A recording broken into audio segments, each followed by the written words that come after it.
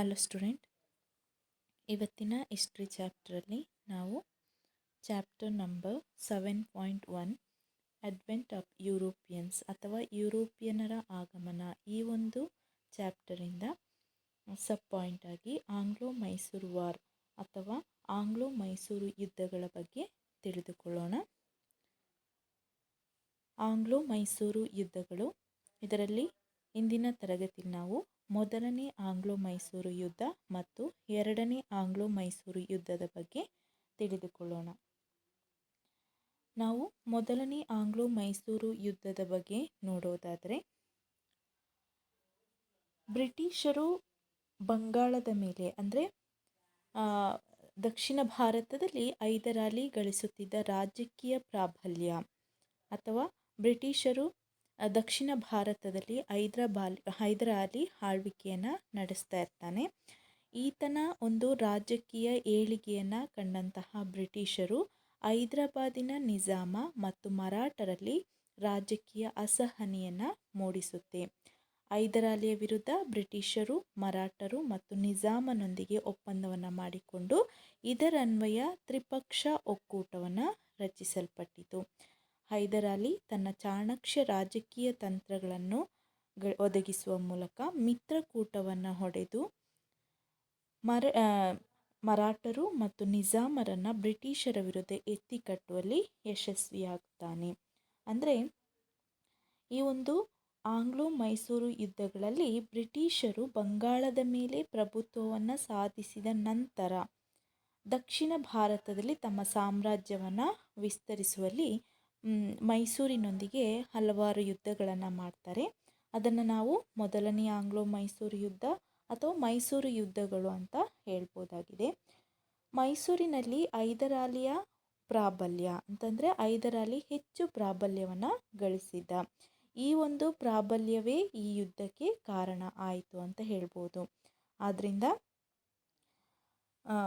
ಬ್ರಿಟಿಷರು, ಮರಾಠರು ಮತ್ತು ಹೈದರಾಬಾದಿನ ನಿಜಾಮರು ಈ ಮೂರು ಜನ ಏನು ಮಾಡ್ತಾರೆ, ಒಂದು ತ್ರಿಕೂಟ ಅಥವಾ ಮೂರು ಜನರು ಸೇರಿಕೊಂಡು ಒಂದು ಕೂಟವನ್ನು ರಚನೆಯನ್ನು ಮಾಡ್ತಾರೆ. ಅದನ್ನು ತ್ರಿಕೂಟ ಅಂತ ಹೇಳ್ತಾರೆ. ಈ ಯುದ್ಧವು 1769ರಲ್ಲಿ ಪ್ರಾರಂಭವಾಗುತ್ತೆ. ಅಂದರೆ ಈ ಆಂಗ್ಲೋ ಮೈಸೂರು ಯುದ್ಧದಲ್ಲಿ ಮೊದಲನೇ ಆಂಗ್ಲೋ ಮೈಸೂರು ಯುದ್ಧವು 1767ರಲ್ಲಿ ಪ್ರಾರಂಭವಾಗುತ್ತೆ. ಹೈದರನು ಅಥವಾ ಹೈದರಾಲಿಯು ತನ್ನ ಚತುರತೆಯಿಂದ ಅಥವಾ ತನ್ನ ಬುದ್ಧಿವಂತಿಕೆಯಿಂದ ಮರಾಠರನ್ನು ಮತ್ತು ನಿಜಾಮರನ್ನು, ಅಂದರೆ ಮೂರು ತ್ರಿಕೂಟ ಇರುತ್ತಲ್ವ, ಅದರಲ್ಲಿ ಮರಾಠರು ಮತ್ತು ನಿಜಾಮರು ಮತ್ತು ಬ್ರಿಟಿಷರು, ಅದರಲ್ಲಿ ಮರಾಠರು ಮತ್ತು ನಿಜಾಮರನ್ನು ತಟಸ್ಥಗೊಳಿಸ್ತಾನೆ. ಅಂದರೆ ಅವನು ತನ್ನ ಬುದ್ಧಿವಂತಿಕೆಯಿಂದ ಅವರಿಬ್ಬರನ್ನು ತಟಸ್ಥ ಅಂದರೆ ಸೈಲೆಂಟ್ ಮಾಡ್ತಾನೆ. ಜೊತೆಗೆ ಇಂಗ್ಲಿಷರಿಗೆ ದೊಡ್ಡ ಪ್ರಮಾಣದಲ್ಲಿ ಹಾನಿಯನ್ನು ಮಾಡ್ತಾನೆ. ಅವನೇನು ಮಾಡ್ತಾನೆ ಅಂತಂದರೆ ಬ್ರಿಟಿಷರ ವಿರುದ್ಧ ಯುದ್ಧವನ್ನು ಮಾಡಿ ಅವರಿಗೆ ತುಂಬ ಹಾನಿಯನ್ನು ಮಾಡ್ತಾನೆ. ಹಾಗೆಯೇ ಒತ್ತಡದಲ್ಲಿ ಸಿಲುಕಿದಂಥ ಇಂಗ್ಲಿಷರು ಶಾಂತಿ ಒಪ್ಪಂದಕ್ಕೆ ಬರಬೇಕಾಗುತ್ತೆ. ಅವ್ರ ನಂತರ ಏನಾಗುತ್ತೆ ಅಂತಂದರೆ ಅವರಿಗೆ ಹೈದರಾಬಾದಿನ ನಿಜಾಮರು ಮತ್ತು ಮರಾಠರು ಅವರಿಂದ ತಟಸ್ಥರಾಗ್ತಾರೆ. ಇದರಿಂದ ಬ್ರಿಟಿಷರು ಒಬ್ಬಂಟಿಯಾಗ್ತಾರೆ. ಈ ಒಂದು ಕಾರಣದಿಂದ ಬ್ರಿಟಿಷರಿಗೆ ಬಹಳಷ್ಟು ಹಾನಿ ಉಂಟಾಗುತ್ತೆ. ಆದ್ದರಿಂದ ಇಂಗ್ಲಿಷರು ಹೈದರಾಲಿಯ ಜೊತೆಗೆ ಶಾಂತಿ ಒಪ್ಪಂದಕ್ಕೆ ಬರಬೇಕಾಗುತ್ತೆ. 1769ರ ಮದ್ರಾಸ್ ಒಪ್ಪಂದ ಅಂದರೆ ಶಾಂತಿ ಒಪ್ಪಂದದಲ್ಲಿ ಅದನ್ನು ಏನು ಅಂತ ಕರೀತಾರೆ, ಆ ಒಂದು ಒಪ್ಪಂದಕ್ಕೆ ಅಂತ ಹೇಳಿದ್ರೆ ಮದ್ರಾಸ್ ಒಪ್ಪಂದ ಅಂತ. ಈ ಒಪ್ಪಂದದೊಂದಿಗೆ ಯುದ್ಧ ಕೊನೆಗೊಳ್ಳುತ್ತೆ. ಭವಿಷ್ಯದಲ್ಲಿ ಒಂದು ವೇಳೆ ಅಂದರೆ ಆ ಒಂದು ಶಾಂತಿ ಒಪ್ಪಂದದಲ್ಲಿ ಏನು ತೀರ್ಮಾನವನ್ನು ಕೈಗೊಳ್ತಾರೆ ಅಂತಂದರೆ, ಭವಿಷ್ಯದಲ್ಲಿ ಅಂದರೆ ಮುಂದೊಂದು ದಿನ ಒಂದು ವೇಳೆ ತಮ್ಮ ಮೇಲೆ ಮೂರನೇ ಪಕ್ಷದವರಿಂದ ಯಾರಾದರೂ ಬ್ರಿಟಿಷರು ಅಥವಾ ಹೈದರಾಲಿಯನ್ನು ಬಿಟ್ಟು ಬೇರೆ ಪಕ್ಷದವರಿಂದ ನಮ್ಮ ಮೇಲೆ ಆಕ್ರಮಣವಾದಲ್ಲಿ ಪರಸ್ಪರ ನಾವು ಸಹಾಯವನ್ನು ಮಾಡಬೇಕು. ಬೇರೆ ಯಾರಾದರೂ ಪಕ್ಷದವರು ನಮ್ಮ ಮೇಲೆ ಯುದ್ಧಕ್ಕೆ ಅಥವಾ ಹೋರಾಟಕ್ಕೆ ಬಂದರೆ ಬ್ರಿಟಿಷರು ಸಹಾಯ ಮಾಡಬೇಕು, ಅಥವಾ ಮೈಸೂರಿನ ಮೇಲೆ ಯುದ್ಧಕ್ಕೆ ಬಂದರೆ ಬ್ರಿಟಿಷರು ಸಹಾಯವನ್ನು ಮಾಡಬೇಕು, ಅಥವಾ ಬ್ರಿಟಿಷರೊಂದಿಗೆ ಬೇರೆ ಪಕ್ಷದವರು ಯುದ್ಧವನ್ನು ಮಾಡಿದ್ರೆ ಹೈದರಾಲಿ ಬ್ರಿಟಿಷರಿಗೆ ಸಹಾಯ ಮಾಡಬೇಕು ಅಂತ ಈ ಒಂದು ಒಪ್ಪಂದದಲ್ಲಿ ಅಥವಾ ಮದ್ರಾಸ್ ಒಪ್ಪಂದದಲ್ಲಿ ತೀರ್ಮಾನವನ್ನು ಮಾಡಿಕೊಳ್ತಾರೆ. ಇದು ಮೊದಲನೇ ಆಂಗ್ಲೋ ಮೈಸೂರು ಯುದ್ಧ ಅಂತ ಇದನ್ನು ಕರೀತಾರೆ. Anglo-Mysore Wars. The British, after establishing their supremacy in Bengal, waged battles against Mysore to expand their empire in South India. First Anglo-Mysore War in 1767 to 1769. The growing power of Hyder Ali at Mysore was the cause of this war. The Marathas, the Nizam and the British formed a triple alliance against Hyder Ali, and the war broke out in 1767. Hyder Ali, by his diplomacy, neutralized Marathas and Nizam and inflicted heavy losses on the British. The British were forced to sue for peace, and the war came to an end in 1769 with the Treaty of Madras. By this treaty, both of the parties agreed to restore the territories they had won from each other. They also agreed to help each other in case of an aggression by a third party in future. Next ನಾವು ಎರಡನೇ Anglo Mysuru ಯುದ್ಧದ ಬಗ್ಗೆ ನೋಡೋದಾದರೆ, ಎರಡನೇ Anglo Mysuru ಯುದ್ಧ 1780ರಿಂದ 84 ಅಥವಾ 4 ವರ್ಷಗಳ ಅವಧಿಯಲ್ಲಿ ನಡೆಯುತ್ತೆ. ಈ ಒಂದು ಯುದ್ಧಕ್ಕೆ ಕಾರಣಗಳು ಏನು ಅಂತಂದರೆ, ಫಸ್ಟ್ ಒನ್, ಬ್ರಿಟಿಷರು ಮದ್ರಾಸ್ ಒಪ್ಪಂದದ ಷರತ್ತುಗಳನ್ನು ಉಲ್ಲಂಘಿಸಿದ್ದು. ಅಂದರೆ ಮೊದಲನೇ ಆಂಗ್ಲೋ ಮೈಸೂರು ಯುದ್ಧದಲ್ಲಿ ನಡೆದಂಥ ಒಪ್ಪಂದ ಅಂದರೆ ಎರಡೂ ಪಕ್ಷದವರ ಮಧ್ಯೆ ಬೇರೆ ಯಾರಾದರೂ ಹೊಸ ಪಕ್ಷದವರು ಹೋರಾಟಕ್ಕೆ ಬಂದರೆ ಪರಸ್ಪರ ಸಹಾಯವನ್ನು ಮಾಡಬೇಕು ಅಂತ ಇರೋದನ್ನು, ಆ ಒಂದು ಷರತ್ತನ್ನು ಬ್ರಿಟಿಷರು ಉಲ್ಲಂಘಿಸಿರ್ತಾರೆ. ಸೆಕೆಂಡ್ ಒನ್, ಮರಾಠರು ಮಾಧವರಾಯನ ನೇತೃತ್ವದಲ್ಲಿ ಸೈನ್ಯವನ್ನು ಮುನ್ನಡೆಸಿ ಶ್ರೀರಂಗಪಟ್ಟಣದ ಕಡೆಗೆ ನುಗ್ಗಿದಾಗ ಹೈದರ್ ಬ್ರಿಟಿಷರ ಸಹಾಯವನ್ನು ಅಪೇಕ್ಷಿಸಿದರು, ಆದರೆ ಬ್ರಿಟಿಷರು ಇದನ್ನು ತಿರಸ್ಕರಿಸ್ತಾರೆ. ಹಾಗೆ ಮಾಯೆಯು ಫ್ರೆಂಚರ ವಸಾಹತು ಆಗಿರುತ್ತೆ. ಇದು ಹೈದರ್ ಅಲಿಯ ನಿಯಂತ್ರಣಕ್ಕೆ ಒಳಪಟ್ಟಿದೆ.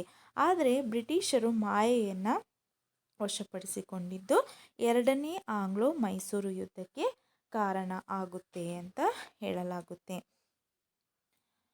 ಅಂದರೆ ಎರಡನೇ ಆಂಗ್ಲೋ ಮೈಸೂರು ಯುದ್ಧ 1780ರಿಂದ 84ರವರೆಗೆ ನಡೆಯುತ್ತೆ. 1770ರಲ್ಲಿ ಮರಾಠರು ಮೈಸೂರಿನ ಮೇಲೆ ಆಕ್ರಮಣವನ್ನು ಮಾಡ್ತಾರೆ.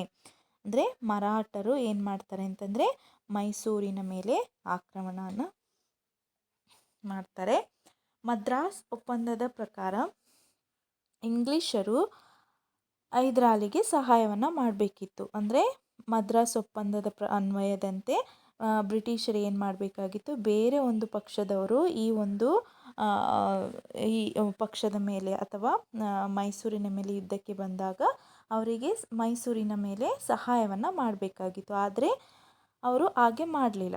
ಹೈದರನ್ನು ಇಂಗ್ಲಿಷರೇ ತನ್ನ ನಿಜವಾದ ಶತ್ರುಗಳು ಅಂತ ಭಾವಿಸ್ತಾನೆ. ಅಂದರೆ ಈ ಒಪ್ಪಂದದಂತೆ ನಡೆದುಕೊಂಡಿಲ್ಲ ಅಂತ ಇವರೇ ನನ್ನ ಶತ್ರುಗಳು ಅಂತ ಭಾವಿಸಿ ಅವನಿಗೆ ಒಂದು ಅವಕಾಶ ಬೇಕಾಗಿತ್ತು. ಅಂತಂದರೆ ಬ್ರಿಟಿಷರೊಂದಿಗೆ ಯುದ್ಧವನ್ನು ಮಾಡಬೇಕು ಅಂತ ಒಂದು ಅವಕಾಶಕ್ಕಾಗಿ ಕಾಯ್ತಾ ಇರ್ತಾನೆ.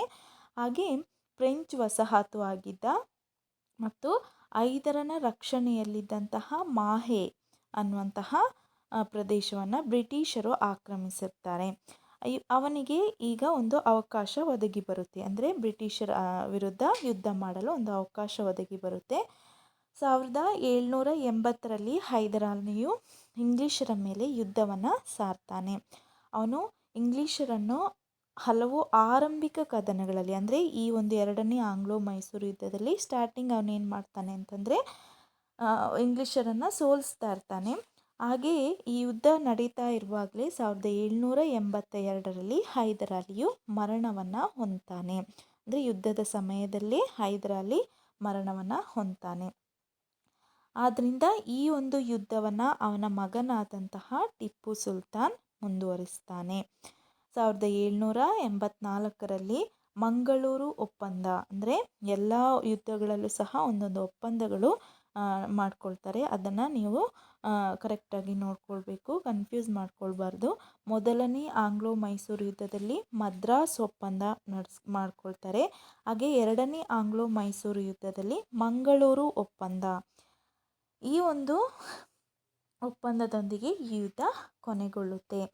ಒಪ್ಪಂದದ ಅನ್ವಯ ಅಂದರೆ ಈ ಒಂದು ಮಂಗಳೂರು ಒಪ್ಪಂದದ ಅನ್ವಯ ಏನು ಮಾಡ್ತಾರೆ ಅಂತಂದರೆ, ಪರಸ್ಪರ ಉಭಯ ಪಕ್ಷದವರು ಅಂದರೆ ಎರಡೂ ಕಡೆಯ ಪಕ್ಷದವರು ತಾವು ಗೆದ್ದಂತಹ ಪ್ರದೇಶವನ್ನು ಹಿಂದಿರುಗಿಸ್ಬೇಕು. ಅಂದರೆ ತಾವು ಯಾವುದನ್ನು ಗೆದ್ದಿರ್ತೀವಿ, ಅಥವಾ ಬ್ರಿಟಿಷರಾಗಲಿ ಮೈಸೂರು ಅಥವಾ ಹೈದರಾಲಿ ಆಗಲಿ ಅಥವಾ ಟಿಪ್ಪು ಆಗಲಿ, ತಾವು ಗೆದ್ದಂಥ ಪ್ರದೇಶಗಳನ್ನು ಮರಳಿ ವಾಪಸ್ ಕೊಡಬೇಕು ಅಥವಾ ಹಿಂದಿರುಗಿಸಬೇಕು. ಮತ್ತು ತಾವು ಯಾರು ಯುದ್ಧ ಕೈದಿಗಳನ್ನು ಸೇರಿಸ್ಕೊಂಡಿರ್ತೀರ ಅಥವಾ ಯುದ್ಧ ಕೈದಿಗಳನ್ನಾಗಿ ಮಾಡ್ಕೊಂಡಿರ್ತೀರ ಅವರನ್ನು ಬಿಡುಗಡೆ ಮಾಡಬೇಕು ಅಂತ ಪರಸ್ಪರ ಒಪ್ಪಂದವನ್ನು ಈ ಒಂದು ಮಂಗಳೂರು ಒಪ್ಪಂದದಲ್ಲಿ ಮಾಡ್ಕೊಳ್ತಾರೆ. ಇದು ಎರಡನೇ ಆಂಗ್ಲೋ ಮೈಸೂರು ಯುದ್ಧ ಅಂತ ಹೇಳ್ಬೋದಾಗಿದೆ. Second Anglo Mysuru war 1780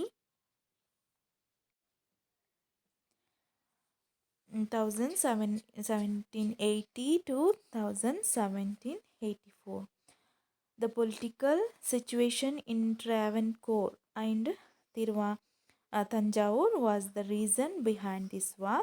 The political development in South India was put on a temporary hold because of the Madras Treaty. Madhavrao attacked Srirangapatna with Maratha army. Hyder Ali expected the British support as per the Madras Treaty. Hyder Ali realized that British was breaking the Madras Treaty and was not ready to help him. Mahe, the French colony, was under the hold of Hyder Ali. British attacked and captured Mahe, and this became the reason for Second Anglo-Mysore War. The war started in 1780. Hyder Ali gained upper hand in the beginning. He captured many forts of Karnataka region and also Kanchipuram. When the Mysore army reached till Coromandel beach, the British officers became worried. Hyder Ali attacked Arcot and captured it. He also threatened to attack Vandivash and Vellore. An army led by Sir Harcourt was kept in standby the British. He followed Hyder Ali's army till Pondicherry. The French refused to support Hyder Ali against the British. Hyder Ali changed his strategy and attacked regions under British control. He captured a large booty of arms and wealth. He was defeated in a battle held in Fort Fortonave by the British. The confidence of the British increased. British suffered financial setbacks in Pulicat and Soliangor. British entered Salbai Agreement and won over the Marathas and Nizam of Hyderabad to their side. Hyder Ali died due to illness during the war. The war was later led by his son Tippu Sultan. When Hyder Ali died, Tippu Sultan was wagoning for the Malabar region. British invaded Mangalore and Bidanur. British also tried to instigate the rulers of Calicut and Malabar regions against Tippu. Tippu Sultan decided to protect Mangalore and the coastal region. The Treaty of Mangalore ended his Second Anglo-Mysore War. Second Anglo-Mysore War The Marathas attacked Mysore in 1770.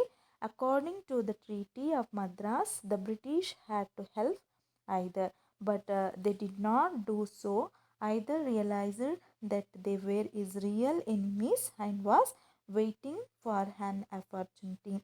The opportunity came to him when the British attacked Mahe, a French territory under Hyder's protections. Hyder declared war on the British in 1780. He defeated the English in few early battles, but the British sent I Court, who defeated Hyder at Portonova in 1781. The war was going on, but Hyder Ali died in 1782. The war was in but either dead in 1782. The war was continued by his son Tipu Sultan. The war came to an end with the Treaty of Mangalore in 1784. According to the treaty, both the parties agreed to restore conquered territories and realized the war prisoners. ಇದಿಷ್ಟು ಎರಡನೇ Anglo Mysuru ಯುದ್ಧ. ಅಥವಾ ಈ ಒಂದು ಯುದ್ಧದ ಗತಿ ಏನಾಗುತ್ತೆ ಅಂತ ಹೇಳಿದ್ರೆ, ಯುದ್ಧದ ಪ್ರಾರಂಭದಲ್ಲಿ ಹೈದರ್ ಕಾಂಚೀಪುರಂ, ಕೋರಮಂಡಲ ಹಾಗೂ ಆರ್ಕಾಟಿಗೆ ಮುತ್ತಿಗೆ ಹಾಕಿ ವಶಪಡಿಸ್ಕೊಳ್ತಾನೆ. ಈ ಅವಧಿಯಲ್ಲಿ ವೆಲ್ಲೋರ್ ಮತ್ತು ವಾಂಡಿವಾಶ್ ಗಳನ್ನು ಮುತ್ತುವುದಾಗಿ ಬೆದರಿಸ್ತಾನೆ. ನಂತರ ಸರ್ ಹೈರ್ಕೂಟ್ನ ನೇತೃತ್ವದಲ್ಲಿ ಬ್ರಿಟಿಷರ ಸೈನ್ಯ ಸಜ್ಜುಗೊಂಡು ಹೈದರ್ನ ಸೈನ್ಯವನ್ನು ಪಾಂಡಿಚೇರಿಯವರೆಗೆ ಹಿಂಬಾಲಿಸ್ತಾರೆ. 1781ರಲ್ಲಿ ಫೋರ್ಟೋ ನೋವೋ ಎಂಬಲ್ಲಿ ಯುದ್ಧ ನಡೆಯುತ್ತೆ. ಆದರೆ ಹೈದರ್ ಅಲಿ ಇದರಲ್ಲಿ ಪರಾಭವಗೊಳ್ತಾನೆ. ಯುದ್ಧದ ಮಧ್ಯದಲ್ಲಿ ಹೈದರ್ ಅಲಿ ಏನು ಮಾಡ್ತಾನೆ ಅಂತಂದರೆ ಅನಾರೋಗ್ಯದಿಂದ ಮೃತನಾಗ್ತಾನೆ ಅಥವಾ ಸಾವನ್ನಪ್ತಾನೆ. ಆದ್ದರಿಂದ ನಂತರ ಏನು ಮಾಡ್ತಾನೆ, ಈ ಯುದ್ಧವನ್ನು ಹೈದರನ ಮಗ ಟಿಪ್ಪು ಮುಂದುವರಿಸ್ತಾನೆ. ಮಂಗಳೂರು ಮತ್ತು ಕರಾವಳಿ ತೀರ ಪ್ರದೇಶದ ಮೇಲೆ ಹತೋಟಿ ಸಾಧಿಸುವುದು ಸೂಕ್ತ ಅಂತ ಯೋಚನೆ ಮಾಡಿ ಮಂಗಳೂರಿನತ್ತ ಮುನ್ನಡೆಯುತ್ತಾನೆ. ಬ್ರಿಟಿಷರ ಸೈನ್ಯವನ್ನು ಸೋಲಿಸ್ತಾನೆ. ಕೊನೆಗೆ 1784ರಲ್ಲಿ ಒಂದು ಒಪ್ಪಂದ ನಡೆಯುತ್ತೆ. ಅದೇ ಮಂಗಳೂರು ಒಪ್ಪಂದ. ಈ ಒಪ್ಪಂದದ ಮೂಲಕ ಎರಡನೇ ಆಂಗ್ಲೋ ಮೈಸೂರು ಯುದ್ಧ ಕೊನೆಗೊಳ್ಳುತ್ತೆ. ಇದಿಷ್ಟು ಮೊದಲನೇ ಮತ್ತು ಎರಡನೇ ಆಂಗ್ಲೋ ಮೈಸೂರು ಯುದ್ಧದ ಕಾರಣ ಮತ್ತು ಪರಿಣಾಮಗಳು. ಈ ಒಂದು ಟಾಪಿಕಲ್ಲಿ ನಿಮಗೆ ಕೇಳುವಂಥ ಕ್ವೆಶನ್ಸ್ಗಳು ಯಾವುದು ಅಂದರೆ 2 ಮಾರ್ಕ್ಸಿಗೆ ಕ್ವೆಶನ್ಸ್ ಕೇಳ್ತಾರೆ. ಮೊದಲನೇ ಆಂಗ್ಲೋ ಮೈಸೂರು ಯುದ್ಧವನ್ನು ಅಂತ್ಯಗೊಳಿಸಿದ ಒಪ್ಪಂದ ಅಂದರೆ ಎರಡೂ ಯುದ್ಧಗಳು ಇಲ್ಲಿ ನಡೆಯುತ್ತೆ. ಆದ್ದರಿಂದ ಅವೆರಡು ಒಪ್ಪಂದಗಳನ್ನು ನೀವು ಮೊದಲನೇ ಆಂಗ್ಲೋ ಮೈಸೂರು ಯುದ್ಧ ಯಾವಾಗ ಯಾವ ಒಂದು ಒಪ್ಪಂದದಿಂದ ಕೊನೆಗೊಳ್ಳುತ್ತೆ ಅನ್ನೋದನ್ನು ಹೆಸರಿಸಬೇಕು. ಹಾಗೆ ಎರಡನೇ ಆಂಗ್ಲೋ ಮೈಸೂರು ಯುದ್ಧವನ್ನು ಅಂತ್ಯಗೊಳಿಸಿದ ಒಪ್ಪಂದವನ್ನು ಹೆಸರಿಸಬೇಕು. Name the treaty which ended the first Anglo-Mysore War. Name the treaty which ended the second Anglo-Mysore War. ಇದು ಈ ಒಂದು ಟಾಪಿಕಲ್ಲಿ ಕೇಳುವಂತಹ ಕ್ವೆಶನ್. ನೆಕ್ಸ್ಟ್ ಕ್ಲಾಸಲ್ಲಿ ನಾವು the third ಆಂಗ್ಲೋ-ಮೈಸೂರು war and fourth ಆಂಗ್ಲೋ-ಮೈಸೂರು war ಇದರ ಬಗ್ಗೆ ನೋಡೋಣ. Thank you.